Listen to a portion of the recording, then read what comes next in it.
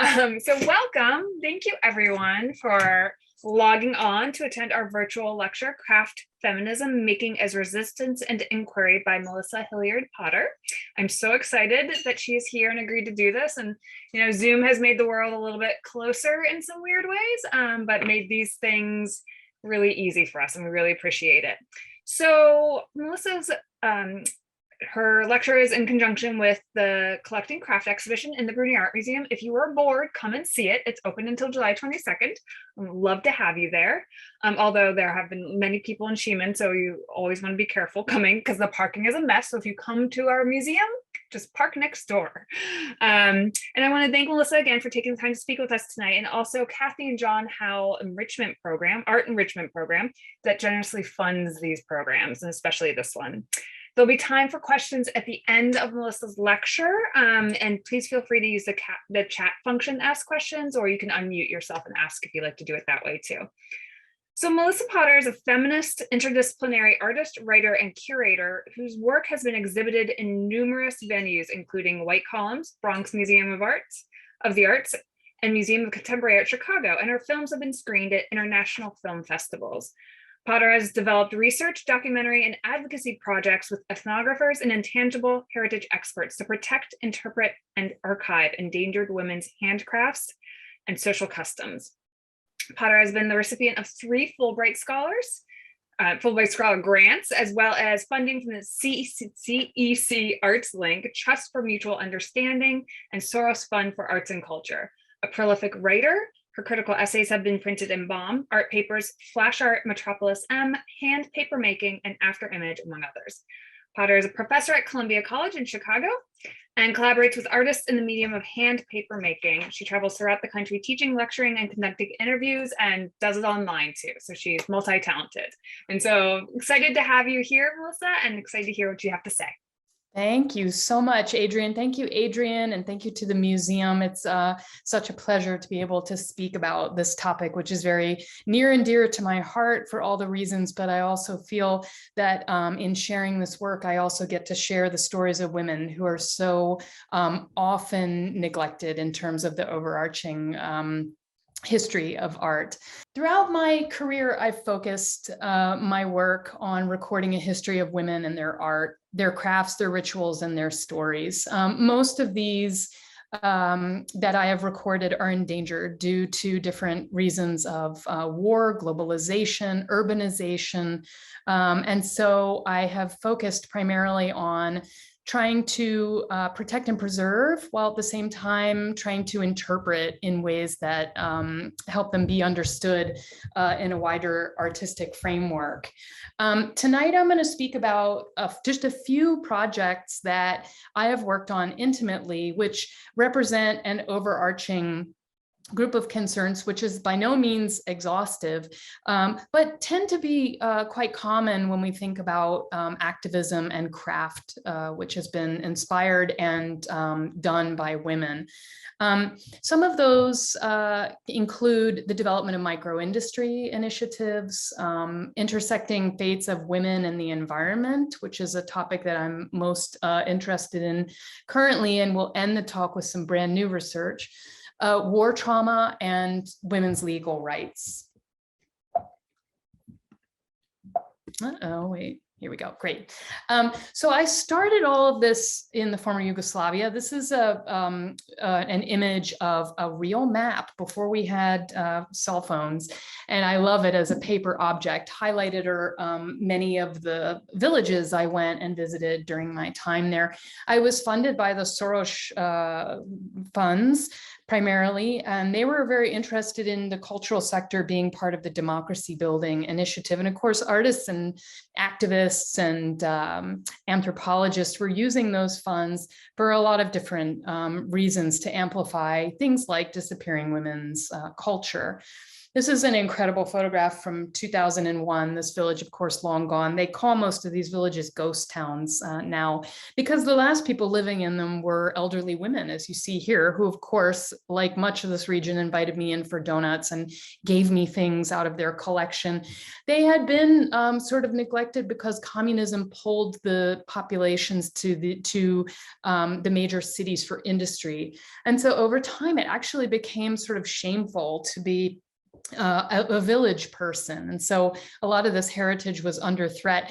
I use it as an example too, because I think this is true basically of the modern era. This wasn't exclusive to the former Yugoslavia. It was true in many, many parts of the world. So my initial foray into the region was a hand papermaking movement. I received an ArtsLink grant to go and try to discover the hand papermaking tradition in the region. Newsflash, there wasn't one. They imported it from Italy.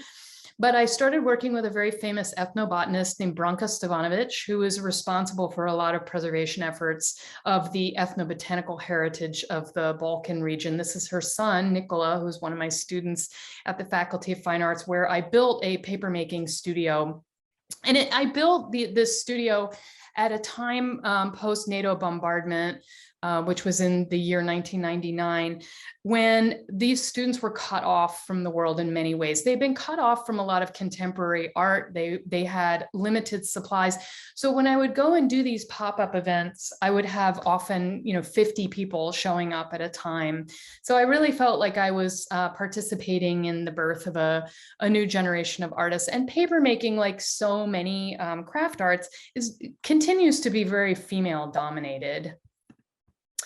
This is an image of, I was lucky enough in 2015 to get another grant. I had 3 grants into the region, but this was my third Fulbright to establish a papermaking studio in Bosnia, which, for those of you who are familiar with the history of the Balkan region, Serbia invaded Bosnia and had them under siege for many years in the mid-90s as part of the Balkan Wars, many atrocities. I will be speaking about craft practices that evolved in response to the atrocities that took place during the Bosnian War. So this was another one of my papermaking studios, where I often use the space to do a lot of talking to local people and inviting them to express themselves through this medium. Sorry, I keep having a little snag there. So as I got deeper into my relationship with the region, I started working with the Ethnographic Museum, which, again, like many of the things I'm showing, seems like something so particular, but in fact is really important when we consider preservation efforts for handcrafts. So the Ethnographic Museum was a place where I went and tried to do this mythological research on hand paper making. I fell in sideways into textile research because the same materials that are used for hand paper making are used for textiles.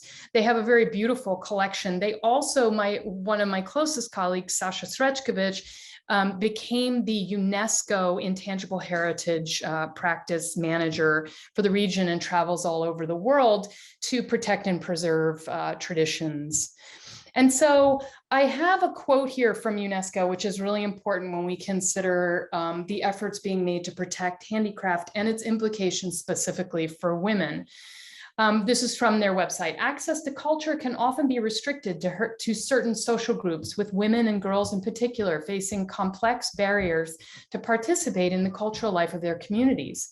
Recognizing these challenges, UNESCO works closely with governments, civil society, and communities to ensure that women's and men's roles in cultural life are equally encouraged, valued, and visible. And that's a really profound statement when considering also the traditional gender bias that takes place in these regions. So many women's practices are critically endangered. So it was not unusual for me to go into an area where there may have even been like the last one, but these are the famous Pirotski kilim, which are the region's method of making rugs. Again, I'll be talking about them specifically in relationship to a activist group momentarily. But there, before World War II, there were 5,000 women practicing this craft. And when you think about the economic implications of women being able to do this craft, not only for their household needs, but also for sale, for tourism, and to other members outside of their community, it's really profound when we think of 5,000 women practicing around the era of World War II. And now there are just 20 of these practitioners left, which is just really kind of mind-blowing. These are, in my opinion, particular histories that only these types of crafts can tell. They are improperly archived. They tend to be neglected. They tend to be moth-eaten. The loss of this protection has vast cultural, economic, and social implications for them. So I continued to work making my own art and really just getting more and more excited about this idea of protecting and preserving these traditions. So I worked with a web designer and Sasha to create a website that was a portal where we were cataloging some of the traditional crafts, of course, with my interests being specifically traditional crafts by women that were being sidelined and neglected. So this website made an effort to ethnographically and socially, culturally, and even politically consider the impacts of these traditions and what it meant for their loss.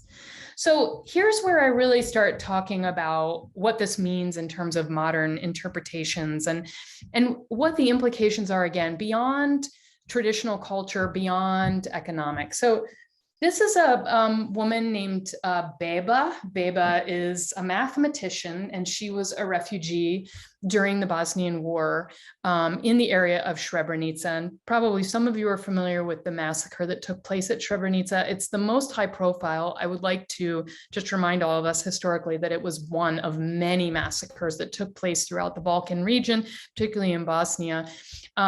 Overwhelmingly impacting women, both in the loss of their families, but also in the mass rape that was occurring during that time. It's estimated that over 50,000 women were raped during those wars, many of them experiencing extreme traumas, living under horrible conditions in refugee camps. So Beba, being a complete rock star, decided to set up a traditional kilim making project inside of these refugee camps. And this program is called BOSFAM. BOSFAM was born.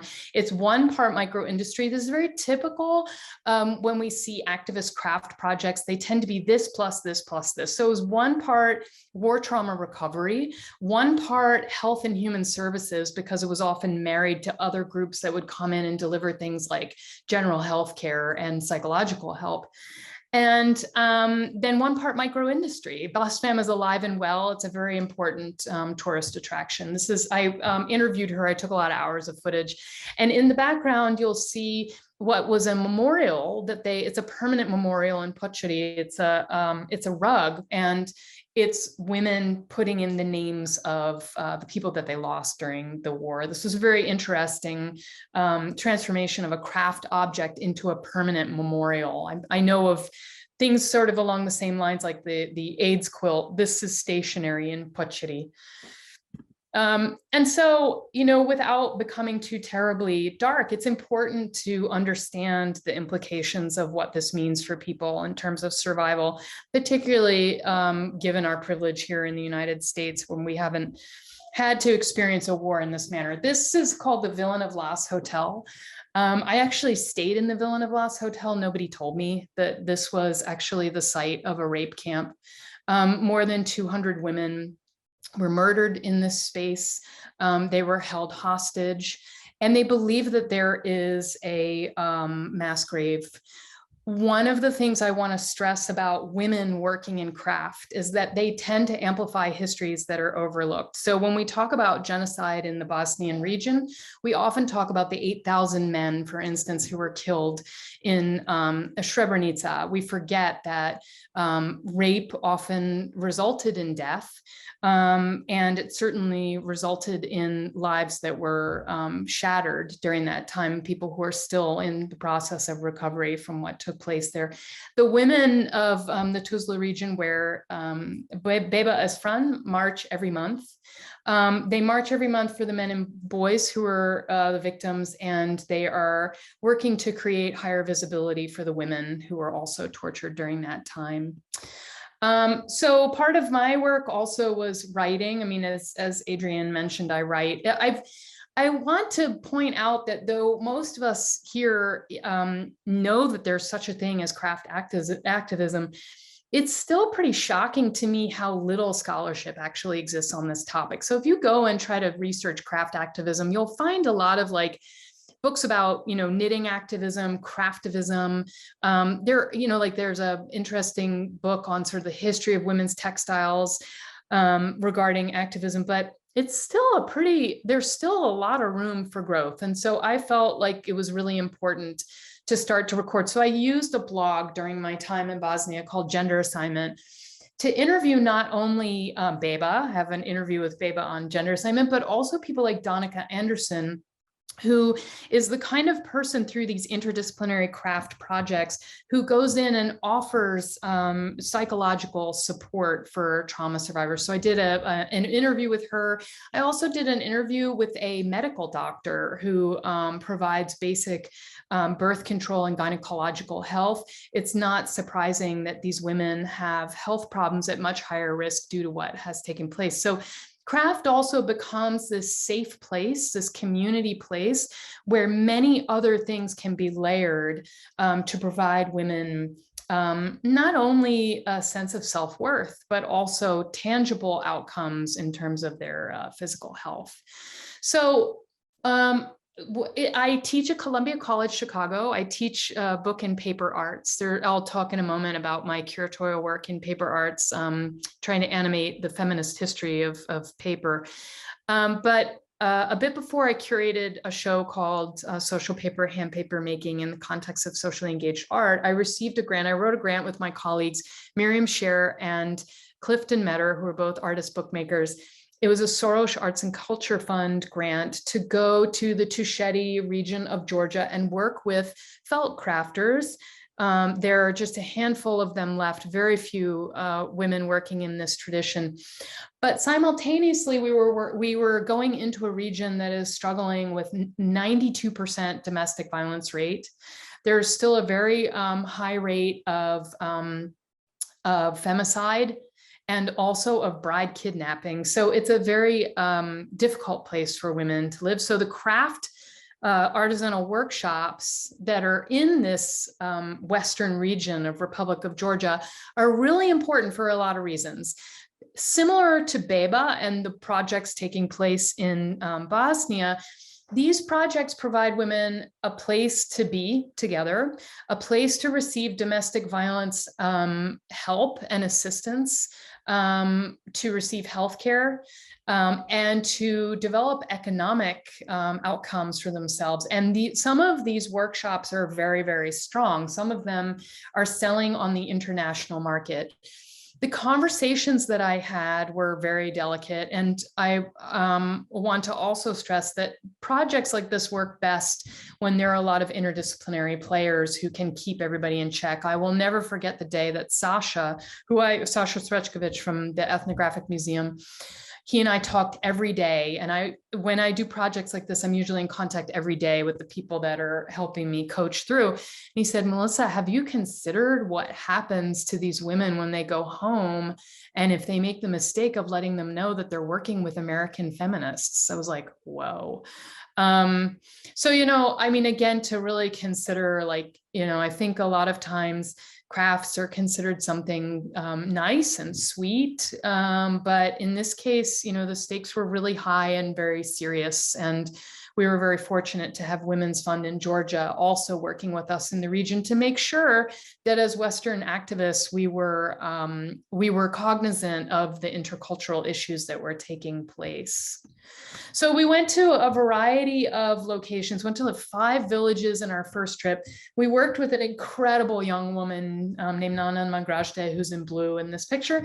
She was a translator and helped us develop materials that were both helping people learn, but also helping people have materials to work with once we left. We also worked with the Peace Corps. The Peace Corps was doing a lot of language outreach and also helped us a bit, but they came and they volunteered. So we had 5 or 6 different players at the table, including ethnographers. As I go along, more people were added. So in this case, we were teaching them books, and we would set up in these classroom environments and workshops with women, and our translator was helping us translate what we were doing, and helping them make artist books out of felt. And then they were teaching us some of their traditional methodologies. This is one of our participants. There were about 70 in all. Women, and one thing that's very important to remember, and it took me a long time to understand, in traditional culture, it's not that common for women to express themselves. The concepts around self-ideation, I would say this was the project that really, the idea hit home to me, that as a Western woman, I am taught to, if I'm lucky, I'm taught to express myself, to have feelings, to have concepts of self-care. In some traditional societies, the concept of that is very alien. In fact, a woman exists within a family unit and reflects her environment, reflects her family. So what we found when we were doing these projects was we didn't very often get someone who would express a wish or desire. And so this was a very rare, incredible example of a woman who let us know that her dream was to go to the theater, was to be an actress. A dream that she had not fulfilled, but something that she thinks about all the time. So at the same time, we were learning these skills. This woman on the right is Bakrishta. She was one of the Women's Fund in Georgia assistants on the project and became a very close friend.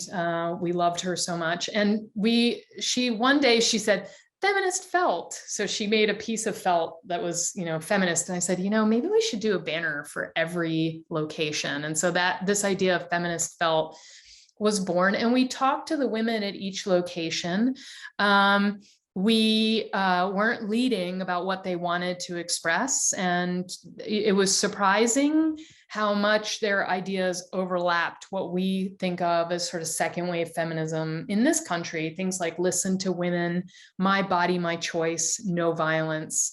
Feminism is still a verboten word in large parts of rural communities, but we made all these banners, and I made a sort of executive decision, which was extremely hard for me to do, to leave all of them there, partly because I had not been the person making them in all of the cases, and partly because I just felt like they would have the life that they needed there. And that was a very hard decision as an artist, but it turned out to be the greatest decision I had made probably in my career, especially in terms of these kinds of craft practices. This is the first International Women's Day protest, and the banners were featured in that protest. So I'd say that in terms of making change, making things visible, this was about as good as it gets. Not only are they marching for women's rights, but they're also advertising a dying tradition in their country, which is really important to their communities in the western part of the country. So we took a second part of the trip. And in this case, I had been working with another ethnographer, anthropologist named Robert Chensen, who became a very, very dear friend. And I went to London to study his collection of masks. I'm very sorry to report he passed away in November. It was a huge loss for me and for the community. He was a protector of women's culture. He was an expert in Dagestani textiles. No one has paid attention to Dagestani textiles professionally before him. And so he guided me on the second project, which was masks. Felted masks were a big part of a dying culture in that Western region as well. And so we cooked up this idea that the activists who were experiencing death threats during their work, we developed masks using the traditional techniques of the Western felt makers and each person sort of developed a persona. And this is a photograph we took. I mean, this is such an extraordinary part of the world. We took a 7-hour horseback ride from the Tusheti region into Dagestan. This is at the border of Dagestan. That's me in the middle with my Jersey Devil, and Ida is on the right, and Mimi Sher is on the left. We all developed our own masks and took this sort of epic photo. And then additionally, during that trip, we met with the women up in their traditional village houses way up in the mountains, which is another part of the intangible heritage, which is very important to recognize in terms of the livelihoods for these crafts. So the women come down into the villages to sell and to make in the winter. And then in the summer, they go back to their traditional villages to grow and to sustain and create food for the upcoming winter. It was absolute happenstance that we literally took our horses by this village, and Mimi and I were like, oh my God, there are some folks from our workshops last winter. So it was a totally extraordinary experience. And so here's an example of another activist project in Tbilisi. This is a virginity test protest, and the signs say things like, hymen experts, come and be counted. I am not a hymen. Virginity examination is horrific. But you can see here they're able to protect their identities. It's pretty serious stuff. The head of the Women's Fund had to leave Russia. I'm sorry, not Russia, Republic of Georgia, because she was receiving so many death threats. So she now lives here. She's an asylum resident here in the United States in New York. So, publication, again, publication, creating the discourse that supports this kind of work is super important to all of these projects. So we created a catalog called Craft Power. We also created another catalog called Crafting Women's Stories, which was the first iteration. They provide a record, they provide context. I have an interview here with Robert Chensen. I interview all the women from Women's Fund. They had never been interviewed in this context before. This is Mariam Gogashvili, the woman I just mentioned had to leave the country. That's her on the front cover. But they also provide a way for us to give them professional materials. So a lot of these women sell internationally, and some have the opportunity to travel internationally. So a book documenting the work that they did with a big grant and Western funds is a really important part of their portfolio and history. And so we created these documents in order to put them back in the hands of the women, and we're very fortunate to be able to deliver them by hand in 2013 on our second trip. So in this theme of documentation, I've been making paper since I was 18 years old. My dear friend Rennie Gower, who I co-curated a show called Pulped Under Pressure, is here on the call. And I have always noted it's a feminine medium. I mean, feminine, a woman-dominated medium. It is often sidelined in the world of book paper and print as something to be sort of acted upon. And over my time in hand paper making, I noticed it was primarily women doing it, but many of the women were doing socially engaged projects internationally along the same lines of what I discussed with the work that I did in the Balkans. So, and in Republic of Georgia. So I decided with Jessica Cochran, who was our curator at the Center for Book and Paper, to co-curate a show called Social Paper, Hand Paper Making in the Context of Socially Engaged Art. I wrote an essay for it called Pulp Feminism, Histories in Hand Paper Making, really animating what I saw as the feminist context for not just the socially engaged aspect of papermaking, but the whole revival of the papermaking movement here in the United States. And so at Columbia College, we have been very fortunate to have incredible design, but we created a big timeline overlapping papermaking and socially engaged art, which is its own brand of incredibleness here in the city of Chicago, has been huge since the mid-90s. And we were literally trying to take hand paper making and put it into context. So the kinds of artists that we featured included people who were dealing with waste management, agro-waste management, war trauma, highlighting forgotten histories of diverse women. There's a really important project done by Kim Berman and Eileen Foti, who are printmakers, papermaking project in South Africa, again, amplifying the histories of women in the region, especially in an area where men have really dominated the international activist news. And so the project featured both men and women and projects that weren't explicitly feminist, but the idea, of course, ultimately was that, you know, this craft has its antecedents and its roots in feminism. Such projects include, this woman is also featured in the Pulp Under Pressure exhibition with Rennie, the Great Woman Project. This is Trisha Martin. This is a classic example of kind of what I'm speaking about. So Trish is Filipino American. She went to the Northern Philippines and worked with a community of impoverished indigenous women there to look at waste management and the ways that that could be turned into a cottage industry or micro industry. Those terms can be interchangeable. She helped them design products for market, which was really pretty incredible. So she went and embedded herself, and she's one of the greatest paper makers I've ever worked with. She was born to make paper. And so the kinds of things you see on the left are the kinds of things she was helping them design and think up.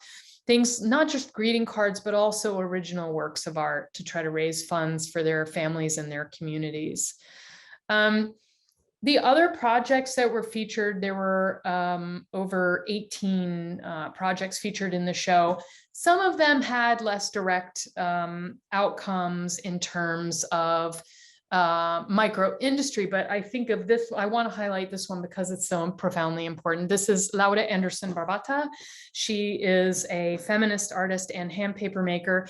She has spent she has been repatriated, but she spent 10 years repatriating the remains of Julia Pastrana, a mezzo-soprano opera star who was born in Mexico, traveled all over the world as an operatic star, married, all of these things most likely in what we would describe today as human traffic. She and her baby, she was impregnated by the person who took her around Europe and all over the world. The baby died, and both she and the baby were taxidermied and ultimately ended up in a basement in Oslo. And so Laura, who is Mexican, spent 10 years repatriating her remains. In the lower right corner is a papel picado piece on top of the coffin of her remains, which were taken back to Sinaloa, Mexico and Oaxaca, where she was permanently interred. Since that time, Laura has been doing paper-based animations, paper flowers, the papel picado piece, and written a number of books and done theatrical productions about the life of Julia Pastrana, somebody you may have heard of.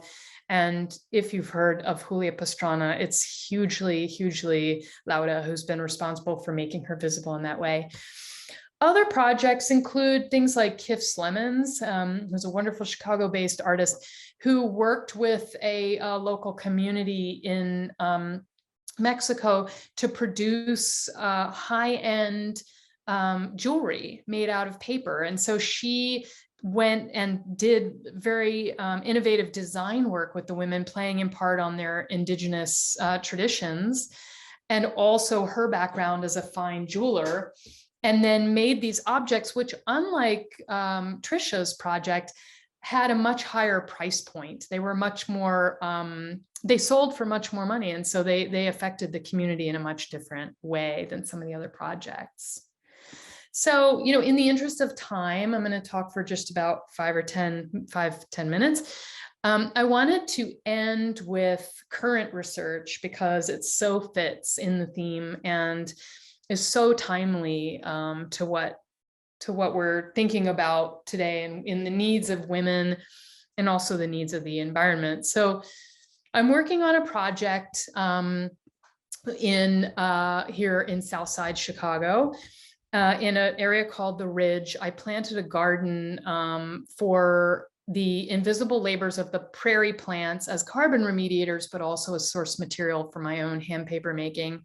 And looking at the theories of Silvia Federici around the concepts of invisible labors, I call prairie roots the ultimate monument, because they're doing all this invisible work underground, work on which all life is sustained. So it's this like monument underground. The Potawatomi women lived in this region, and I didn't know this until I started working with some of the older historians from the Ridge area through the Ridge Historical Society, and they put this on my desk. It's an image of Potawatomi black ash basket makers, and you know, life is a lifelong learning experience. I knew nothing about them 3 months ago, and I went in sideways, upside down, and through it, and can't stop on this tradition. This tradition is really, has been animated by Robin Kimmerer, who wrote Braiding Sweetgrass. Interestingly, Kimmerer doesn't talk about the women I'm going to talk about for just a moment, but black ash baskets are more than an indigenous cultural heritage practice. The black ash baskets are animate objects. They are considered elders. They are considered members of the community. The black ash trees are members of their community, and they must give permission to be made into art. And when they are made into art and utilitarian objects, but the utilitarian objects are always art, they become part of the elder tribe. So it's a really interesting study in the ways craft not only animates culture, but also animates the natural world around them.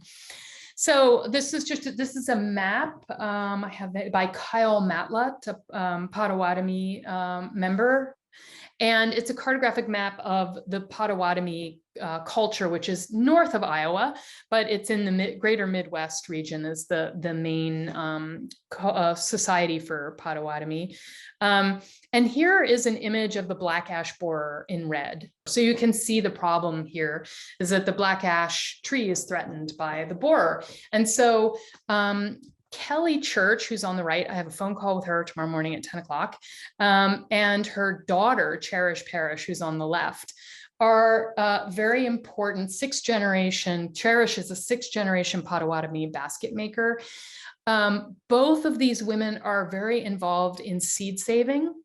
They're also involved in some truly remarkable innovation around the ideas of thinking about feminist futures for the work and how their material will evolve in climate change. So Kelly in particular, she's worked with the Smithsonian to do day-long programs about the emerald ash borer and what it means for their community.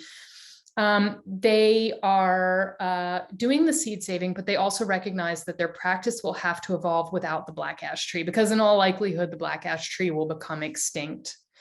So many women, again, not mentioned in Kimmerer's book, many women have been part of the preservation of the tradition of black ash baskets. This is Aggie Rapp on the right. The only material I've ever been able to find of her is a watercolor of her. She was one of the co-founders of the Black Ash Basket Co-op in the 70s. And this was really when the Potawatomi community participated in a huge revival of the practice. In 1994, the Potawatomi Pokagon tribe was given sovereignty. And they credit the black ash basket tradition as really central to that sovereignty, because it defined who they are. Not only does it define who they are, but through the work of these women who protected it in a co-op, they recognize it as a conversation with nature and with their community that's totally distinct, at least comparative to Western society. So Aggie Rapp is a very important person. Someone needs to write the book on Aggie Rapp. This is Cherish Parrish. We saw her in an earlier image. This is the next generation carriers of culture. And I love this so much because, you know, it's not essentialist in the idea that women necessarily are the pregnant, you know, ones of our society, but rather that The earth itself is the carrier of culture. These trees that become these black ash baskets are the carriers of culture. And so I just find this piece to be a really important contemporary investigation of how the black ash basket tradition will evolve over time. And Kelly is she's actually here this weekend at Chicago Art Expo, not surprisingly, because people are starting to understand how powerful and important her work is. You'll notice here, this is made with vinyl window blind and black ash. So Kelly's work is really at the vanguard, again, looking at what is happening to our culture, what is happening to the environment, how can we repurpose and recycle in ways that behave in the same way as our black ash, and think about what it means to interpret in the contemporary climate crisis world. I can't think of any more profound work. It's totally amazing to me. And again, I think that the scholarship on black ash basketry is emerging, but if we talk about craft activism and the ways that it intersects with the preservation of women's society, with craft practices by women, the way women have upheld the efforts to gain sovereignty, to interpret how they will go forward into the future, what a great place to end the discussion. What is our future with craft? And I think Kelly is really doing a profound job at giving us a space to think about that as women and the ways that we participate in carrying culture forward. I wanted to end with a book that I used in my class this semester. I designed a class called Craft History and Culture, looking at women, feminist and BIPOC histories in craft. It was a really fun class to do. And this is a brand new book that came out last year by Lynn Stein called Shedding the Shackles. And I highly recommend it. It's not a terribly expensive book, but it features many more projects than I had time for tonight, looking at the intersection of women, craft, and empowerment. So with that, I will end my talk and open up the room for questions. Thank you so much, Melissa. That was really fantastic. Thank you. So if anyone wants to ask a question, please go ahead and ask or put it in the chat. And let's see. Oh, there. Spotlighted. So just for me, a quick question about your work in Serbia and Georgia is what is it like for these women who obviously can't speak about what they're doing, coming together in this way? Are they talking about their hopes and dreams to each other, or it's so not a practice that they are even comfortable with? Are they diving into any of that after time? Yeah, I mean, again, as a Western woman, I think to some degree, it's always hard to know if I'm interpreting properly and correctly. But of course, I think it's also, we have to be careful on both sides. It's really easy to get into this space of like, oh, they don't want to talk. Actually, the studies show that they do want to talk. So there were some and this is why feminism is so important. When people went into the topic of rape survivorship in the Balkans, what the feminist researchers really found is that actually it was really helpful for them to talk about it. Mm-hmm. Now, in Republic of Georgia, when inquiries were made, they would talk about violence. Nobody talked about their own experience of violence, but one could guess with a 92% rate, this is like sort of an everyday thing, right? Donica Anderson, who's a really important feminist psychologist who uses traditional practice, I interviewed her for Gender Assignment. She believes that craft practices have almost pre-memory, sort of pre-verbal space where we all come and use our hands, and something happens when we use our hands and sit in a circle. She actually believes that the circle, and if we go back into like Zoroastrian cults, the circle is always the essence of symbologies, right? So she really believes that something magical happens when women come into space in that way. I would say that is my experience as well. When women are working together, they're not working like in a classroom situation, they're working around a table, and sometimes those tables are square. But what happens in those spaces, they may not, like, hey, such and such happened to me last night, but they're making jokes. one thing that would happen a lot when we were making the banners, like when I remember distinctly when we made one, no violence, the women were making a lot of jokes like, oh, I made one called Equal Pay for Equal Work, and the women were making crazy jokes like equal pay for equal work. That's hilarious. My husband's out on the corner drinking beer today. How much equal pay does he get? So they would like, it's as though also the craft becomes a channeling device as well, which I think is super interesting. But craft space is very special in that way. And it's certainly, I think it also crosses the media. So I find this in felt, in paper, in book, when we come together, when women come together into a circular space, things happen in support. Absolutely. And there's such a strong tradition for that. I mean, obviously throughout all of time that women that come together, they make and they create, and that it's always been part of what we do. And it's not something to be forgotten, it is very much part of how we can do better and go beyond. And for the future, oh, here we go, there's a question. I'll stop babbling. What was it like to realize the hotel you were staying in was home to such horrible things? Yeah, that's a very difficult part of my history because I work with people in the region who are family. I mean, in Serbia, when you become a member of a community, they have a very different concept around family. So I really do have like a Serbian family, and it was very difficult for me to understand that there were things that were not being said. And so I realized many years later that I literally had slept in a room. It had been completely whitewashed and gone back to a Serbian stronghold. I mean, it was in the Republic of Srpska, which is the Serbian section, had been completely redone into a tourist hotel. And what was it like? There's a woman named, I forget her name, but she wrote a film called like Stories That Can't Be Told or something like this. It's a film about going there. And actually, I really dislike the film because what she says is that she could feel it. Something happened. And in this way, I think she kind of absolves herself or makes a connection that doesn't actually really exist. I think what was so terrifying to me is that I didn't know. And had I not been educated, I never would have known. And that's why I make the work I do.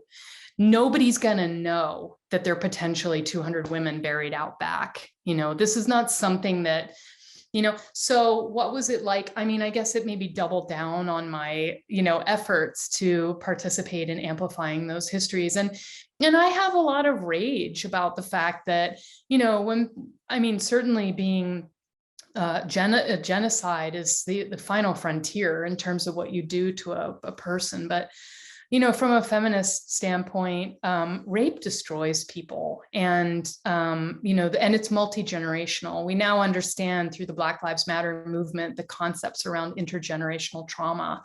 So these are traumas that I'm experiencing over and over again in students. So it changed me. It changed me. I can imagine. Okay, one more question here. Have you done any work in Ukraine? What do you think will be the effect on the war? On the craft Man, what a question. And thank you for bringing that up, because I check in, in the COVID times with everybody in like various stages of getting sick in Europe. Sasha actually was in the hospital for like almost a month with COVID. So I haven't had the same contact with him. I would say that in our normal contact, this would have already come up, but it's a conversation that I need to have.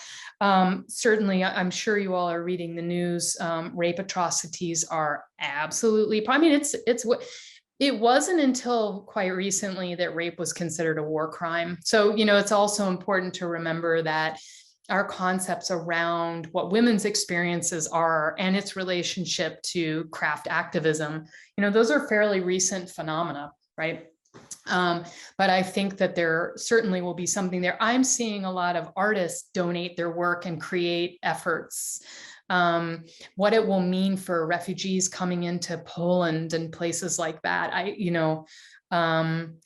guess what I would say is I invite people to go and take those risks and to be available to people in that way. And I mean, it is a risk as a person who's not Ukrainian or not Bosnian to go into those places, but I think it's worth the risk to try to not only communicate, but learn more and to potentially support other people. So I think I would recommend anybody give it a try to see what they might be able to design and develop.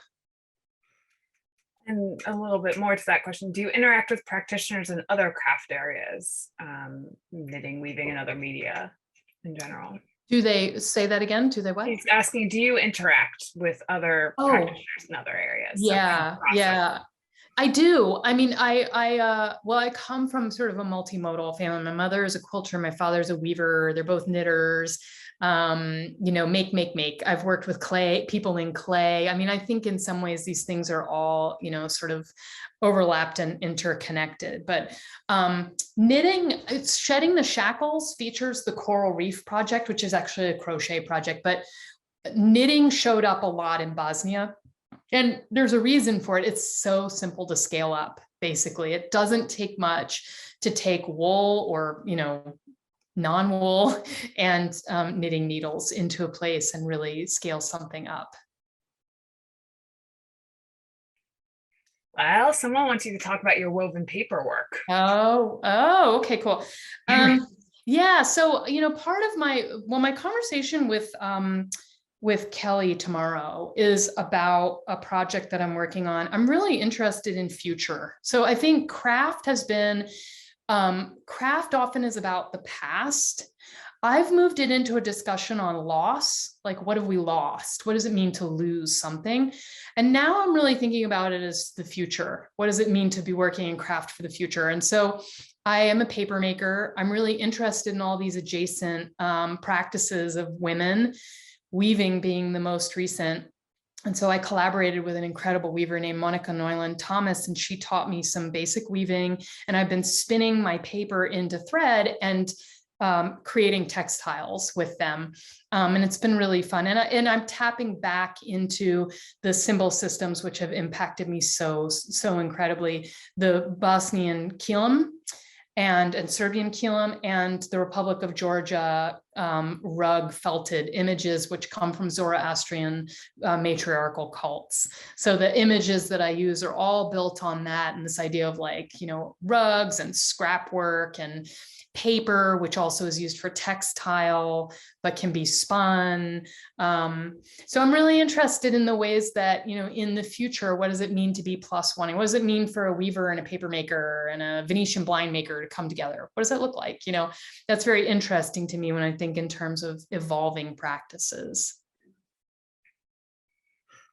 Well, I think I have one more question for you, and just thinking about the future and for all of us who are here and anyone else that we know, how can we continue to kind of move this further forward? Obviously I have a museum I work at, but how can we all come together and also help to do these things and to make craft and to make women's work and craft really more amplified? Well, that's such a great question. And I think, I often struggle with my students who are so Google focused and, trying to help them understand what primary source research is. But on the other hand, the internet has given us a vast archive that never existed before. And so I think one of the most profound ways that somebody could literally change history literally tonight, is open a Wikipedia page and write a page for a woman that doesn't have a wiki page. And I participated in the Wikipedia edit-a-thons and made pages. I sat there and I was like, I got to make a page, for a couple of women. A good friend of mine was ill with cancer, and I really wanted her to have a page. And, within a day, I was able to, actually within a couple of hours, I was able to get her visibility. And so that's one way. The books need to be written. The work needs to be done. And one of the things that's both horrifying and awesome about my practice is that, hey, guess what? No one ever wrote the book on women paper makers. Nobody's done that. And I need 6 more lives, and I'm not going to live forever. So somebody else needs to come and do that work. And self-publishing has made it possible to have spheres of influence that may not be in the numbers of 5,000, but they can be in the numbers of 500.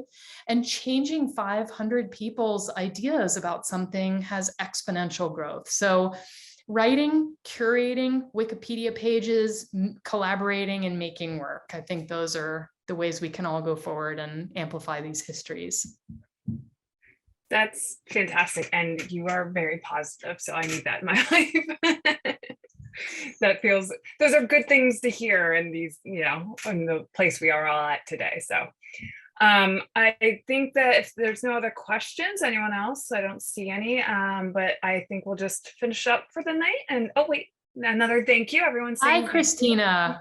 Oh, great. Thank you. Thank you, everyone. Yeah, I really appreciate you doing this for us, Melissa. And I really hope that we can continue these conversations and keep kind of talking about where and how can we all do better and make some really interesting future projects probably, but I really appreciate you being there. Thank you so much. It's always a pleasure to have time to talk about this and to support women. So I really appreciate it.